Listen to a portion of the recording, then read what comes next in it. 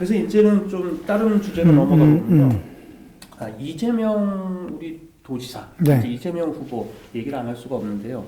이재명 지사하고 물론 대표가 돼서 알죠. 아니 그 전에 이게 안행위원장 할 때부터 네. 우리는 뭐 잘 몰랐잖아요. 네, 잘 몰랐죠. 2018년 이후에 얼굴도 제대로 보긴 했나요? 뭐 잘 몰랐죠. 전해철 그렇죠. 그쪽에 지지를 했죠. 그래 그러면 만나게 된 계기가 잘 알게 된 계기 아니면은 이재명 지사하고의 어떤 뭐 정식적으로 정식적인 관계로 뭐 첫 만남이랄까 아니면은 시작점. 저는 대표로서 그러면 만나가지고 시작을 했다. 그때 2019년 그 안행위원장 할 때 그 이재명 지사께서 그 행복마을 관리소라고 이제 2018년에 안행위원장 되고 계속 그 본인 정책을 던졌을 때 너무 어설펐어요. 그러니까 성남에서 갖고 온 것들을 제가 다 정리해서 만들어 드리고 그게 시작이 된 것 같아요. 이재명 지사님하고 저하고 관계가. 그리고 2019년도에 그런 것이 되면서 정책을 제가 제안을 하면 그걸 또 받아주셔요. 그래서, 명분 대단하네?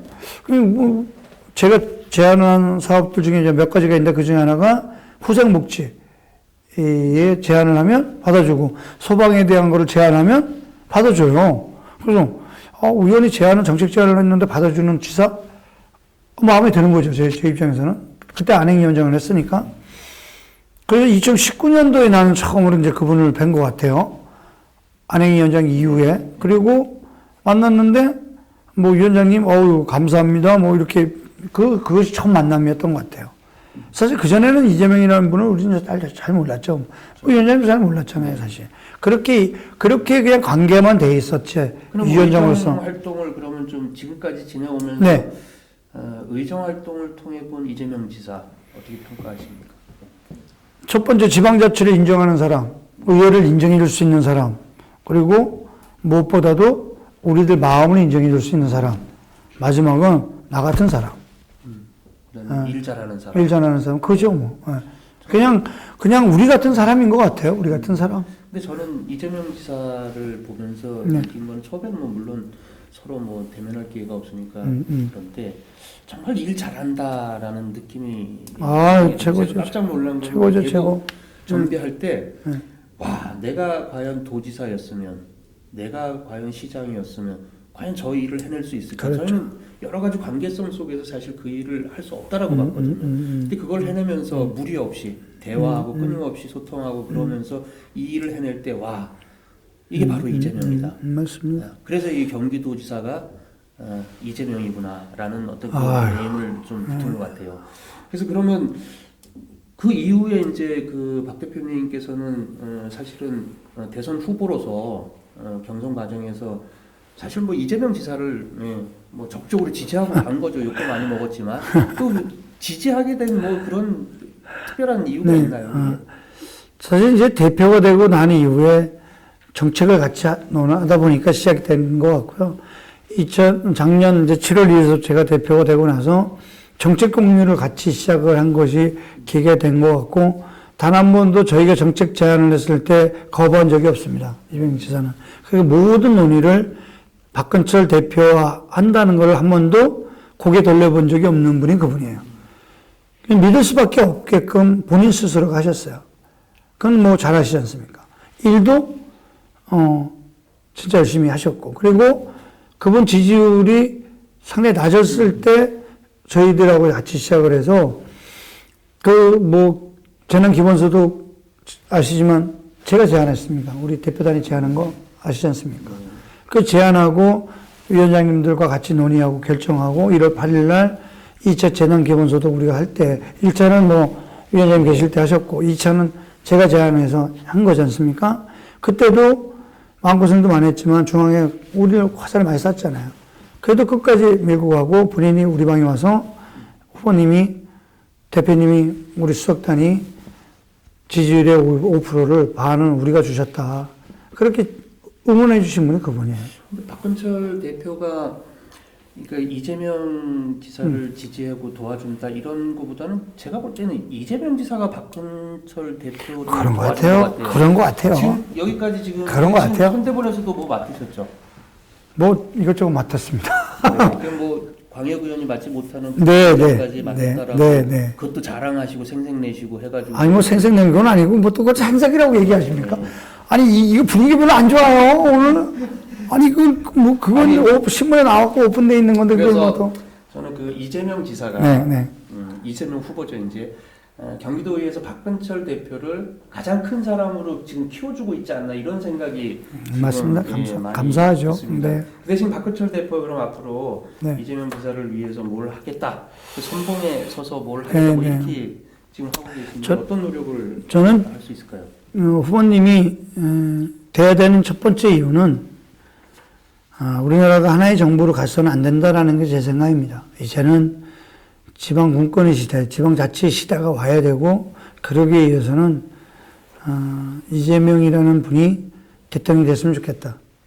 이것은 이런 시대 정신이다라는 생각이 들어서 그걸 위해서 제가 모든 것을 적고 전국에 있는 우리 640명의 광역위원 더불어민주당 그리고 또 2,000명이 되는 1,600명이 되는 우리 기초위원들까지 그래서 2,200명이 넘는 우리 지방위원들과 손을 잡고 하나가 돼서 이번 6월 1일에 있는 지방선거까지도 묶어서 함께 했으면 좋겠다. 굉장히 이 큰 힘이 될 텐데요. 네.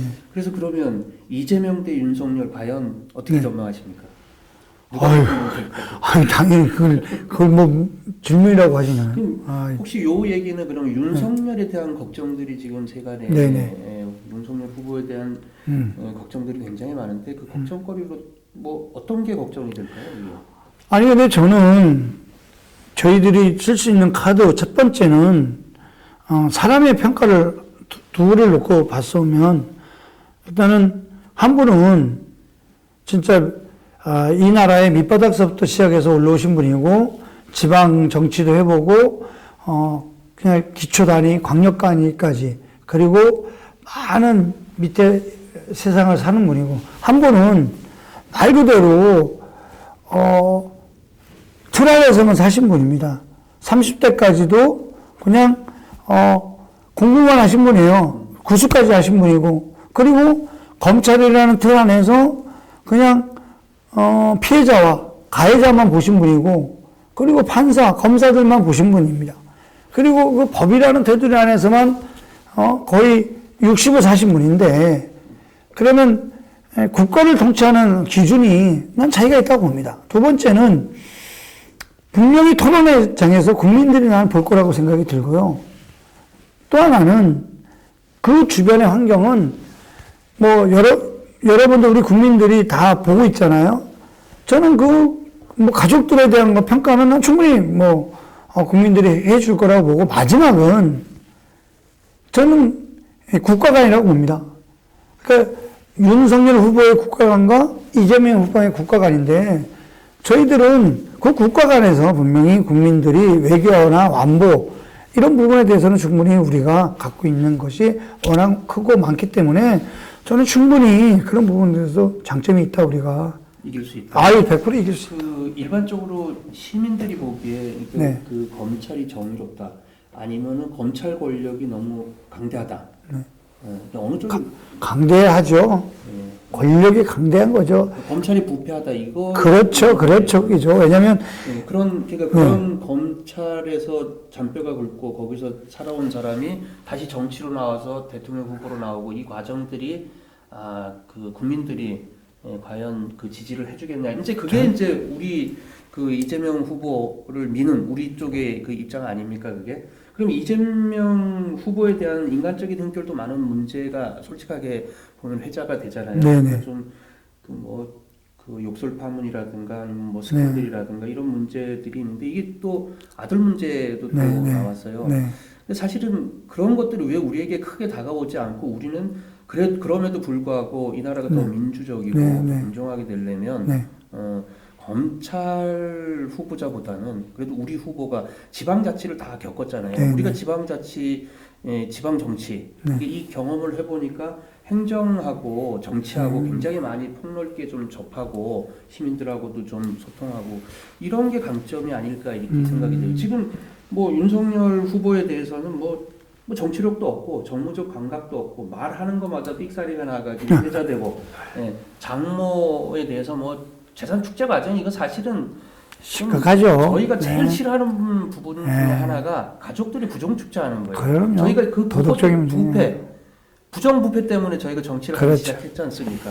그런데도 불구하고 그 아내는 뭐 다 허위 경력 구성이고 이게 도대체가 이런 것들하고 그다음에 그 이재명 후보는 좀 그러한 흠결이 있음에도 불구하고 일 잘하고 지방 정치 경력도 가지고 계시고 또 평가도 받았고. 그래서 저는 뭐 사실 이제 모든 것이 뭐 다 파헤쳐져야 되는 건 맞습니다. 그런데 그 기준점이 동등하게 봐주는 것은 국민들이 알아서 평가를 할 거라고 저는 생각이 들고요. 뭐 아들 문제가 됐든 욕설 파문이 됐든 그런 것은 저는 모든 사람은 깨끗해질 수 없습니다. 저도 마찬가지고 우리 위원장님도 마찬가지 아니겠습니까? 그러면 그 기준은 국민들이 평가할 거라고 저는 생각이 듭니다. 똑같은 기준에 언론에 나왔다고 해서 그 기준을 똑같이 볼 수 있는 입장은 아니라고 저는 생각이 들기 때문에 그거는 평가가 된다고 봐요. 그 파문도 지금 이제 그 뭐 동영상이나 유튜브에 이렇게 보면 그 이전의 전체적인 과정을 보면 사실은 그렇게 할 수밖에 없었다. 네. 저도 만약에 그때로 돌아간다면 저도 욕했을 것 같아요. 아이, 그렇죠. 이거는 뭐 저도 욕하고 살았으니까 뭐 아니, 그걸 어머니에 대한 누구든 아주 맞습니다. 그런 입에 담지 못할 그런 욕설을 하고 죽인다 그리고 그럼 당연히 그 자식 입장에서는 형수가 아니라 누구한테라도 그렇게 욕설을 할 수 있죠. 그러니까 그렇고 배우 스캔들도 마찬가지로 근거가 없는 스캔들이잖아요. 이런 것들을 가지고 이제 여론이 계속 돌아가고 그러다 보니까 저게 과연 실체가 있고 저거는 정말 욕을 하는 어떤 그런 나쁜 후보다 이런 이미지가 더 씌워져 있다라는 느낌이 들어요. 근데 이런 것들은 우리가 선거 과정에서 좀 박 대표님께서 전국을 돌아다니시면서 좀 이런 부분을 해명도 좀 하고 국민에게 그렇게 하겠습니다. 설득 과정을 좀 겪어야 될 것 같습니다. 네,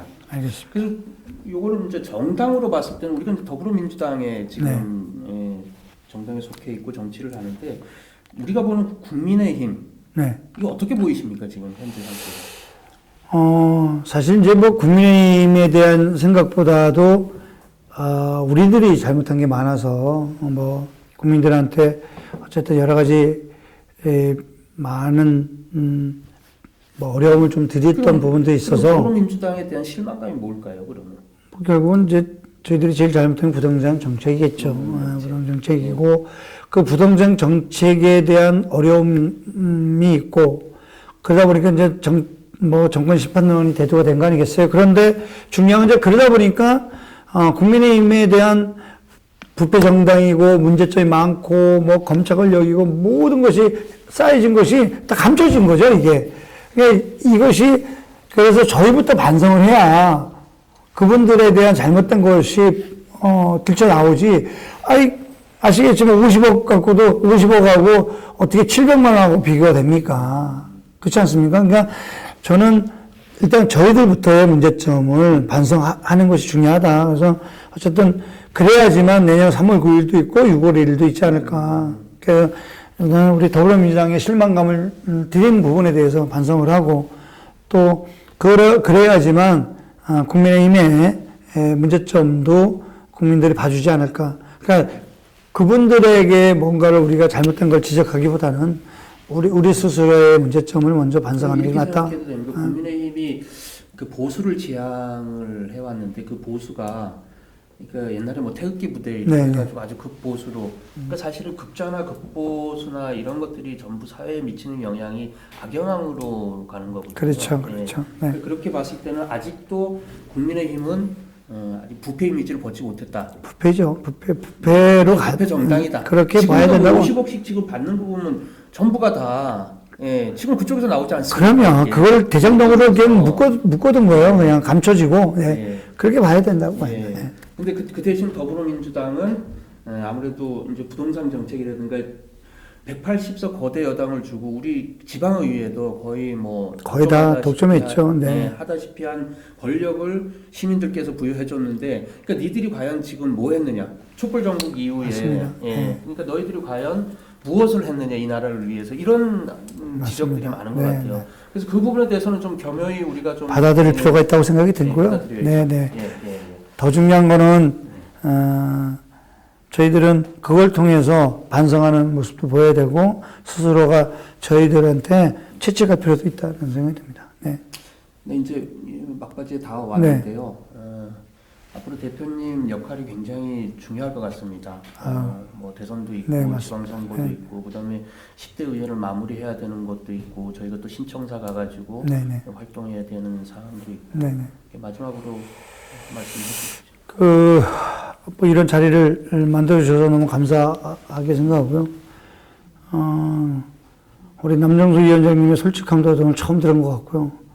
너무 세게 나와서, 제가 아주 휘청휘청합니다. 제일 중요한 거는, 지금 2021년, 그리고 또 내년이 어떻게 보면 지방자치 30년이 넘는, 새로운 시기가 전개되지 않을까 싶습니다. 광역위원들의 역할이 내년 이후에 새롭게 좀 바뀌는 그런 시대가 올 거라는 생각이 듭니다.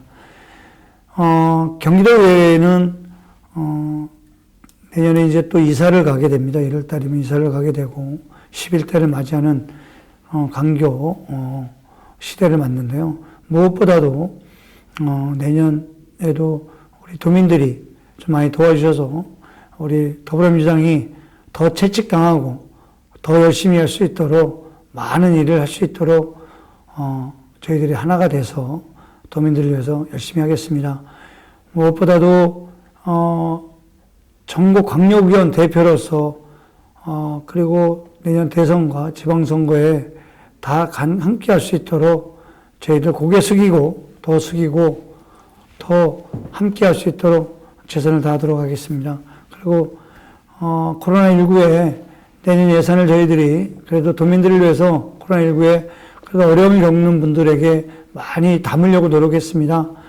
내년에도 우리 도민들과 다가가서 함께 할 수 있도록 다가가도록 노력하겠습니다. 오늘 이 자리 감사합니다. 고맙습니다. 박구철 대표님과 쉼없이 토크 대화를 나누다 보니까 마칠 시간이 됐는데요. 근데 좀 더 시간 제약상 좀 더 솔직하게 좀 많은 에피소드를 가지고 같이 했으면 좋겠는데 오늘 그러지 못해서 안타깝고 다음에 한 번 더 나오면은 좀 더 솔직하게 그 의정 생활이 어떤 건지 그다음에 정치를 하게 되는 이유와 목적을 분명히 밝혀드릴 수 있는 기회가 좀 됐으면 좋겠고요. 네, 감사합니다. 그리고 바쁘신 가운데라도 유쾌하게 긴 시간을 좀 할애해 주신 박근철 대표님께 감사드리고요. 그럼 이 방송이 앞으로 정치를 꿈꾸는 정치 지망생 분들도 사실은 아직 다 하지 못한 얘기들이 많습니다. 이런 얘기를 통해서 지방의회를 조금이나마 엿볼 수 있는 그런 계기가 됐으면 좋겠고요. 오늘 시청해 주신 모든 분들께 감사를 드리고 내년에도 의정 활동에 최선을 다하겠다라는 것을 말씀드리면서 오늘 박근철 대표님과 남종석 사회자와 함께 오늘 즐거운 시간 가졌습니다. 감사합니다. 고맙습니다.